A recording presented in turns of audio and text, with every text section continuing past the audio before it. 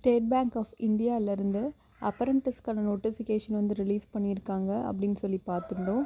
அதோடைய full details இந்த வீடியோவில் பார்க்கலாம். இது வந்து டோட்டலாக 7150 வேக்கன்சிஸ் வந்து அஃபிஷியலாக ரிலீஸ் பண்ணியிருக்காங்க.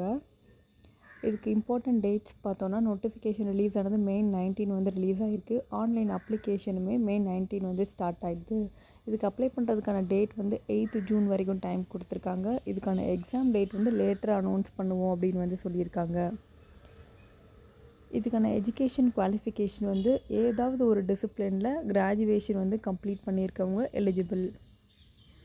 இதுக்கான ஏஜ் லிமிட் வந்து April 30, 2026ஓட மினிமமாக 20 இயர்ஸ் இருக்கணும். மேக்ஸிமம் 20 இயர்ஸ் வரைக்கும் இருக்கிறவங்க அப்ளை பண்ணிக்கலாம். அதே மாதிரி ஏஜ் ரிலாக்ஸேஷனுமே இருக்குது.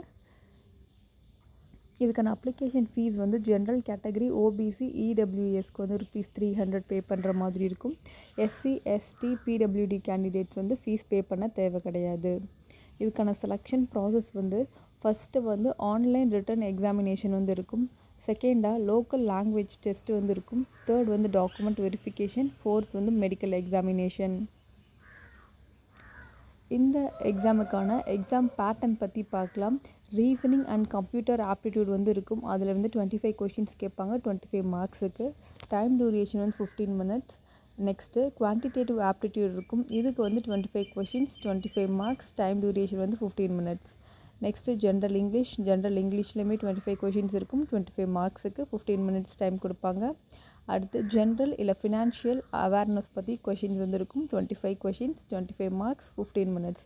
டோட்டலாக 100 கொஷின்ஸ் இருக்கும். 100 மார்க்ஸுக்கு 60 மினிட்ஸ், 1 hour டைம் வந்து கொடுப்பாங்க. இது எக்ஸாம் ரிட்டன் பண்ணுறதுக்கு.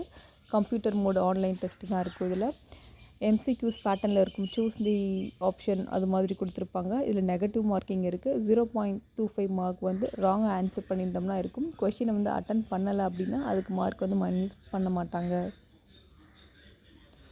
மந்த்லி சேலரி வந்து ஆர் ஸ்டைஃபண்ட் பார்த்தோன்னா ₹15,000 வந்து இருக்கும். இந்த ட்ரைனிங் டியூரேஷன் வந்து 1 இயருக்கு வந்து இருக்கும்.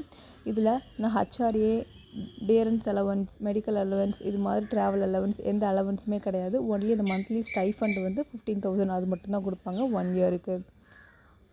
இது வந்து பெர்மனன்ட் ஜாப். SBIயோட பெர்மனன்ட் ஜாப் வந்து இது கிடையாது. சும்மா ஒரு ட்ரைனிங் ஒரு டியூரேஷன் ஆஃப் 1 இயர் பீரியடுக்கு மட்டும் நம்ம அங்கே வந்து ஒர்க் பண்ணுற மாதிரி இருக்கும். இது அப்ளை பண்ணுறதுக்கு அஃபிஷியல் வெப்சைட் வந்து SBIயோடைய வெப்சைட்டில் போய் நம்ம அப்ளை பண்ணிக்கலாம். இது வந்து ஒரு அப்ரெண்டிஸ்ஷிப்கான ட்ரைனிங் ப்ரோக்ராம் அப்படின்றனால இது வந்து பெர்மனண்ட்டான பேங்க் ஜாப் கிடையாது. அதனால் இன்ட்ரெஸ்டடாக இருக்கிறவங்க இதுக்கு அப்ளை பண்ணிக்கலாம். இதுக்கு கண்டிப்பாக நம்ம எந்த ஸ்டேட்டுக்கு அப்ளை பண்ணுறோமோ அந்த ஸ்டேட்டோடைய லோக்கல் லாங்குவேஜ் வந்து நம்மளுக்கு தெரிஞ்சிருக்கணும். இதுக்கோட அப்ளிகேஷன் வந்து நம்ம ஆன்லைனில் மட்டும்தான் சப்மிஷன் பண்ண முடியும். இதுதான் இந்த SBI அப்ரெண்டிஸோட நோட்டிஃபிகேஷனுடைய ஃபுல் டீட்டெயில்ஸ்.